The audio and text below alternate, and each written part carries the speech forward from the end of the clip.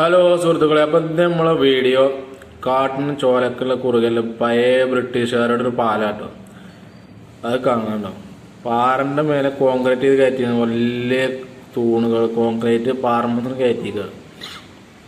ഇതൊക്കെ എങ്ങനെ അന്നത്തെ കാലത്ത് പോലും ഉപയോഗിച്ചു എന്നുള്ളതാണ്.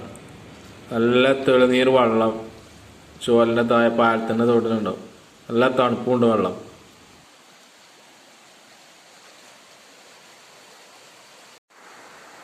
പാലത്തിൻ്റെ അടിവാണിത്. ഇപ്പോഴും ഒരു കോട്ടം പറ്റിയില്ല.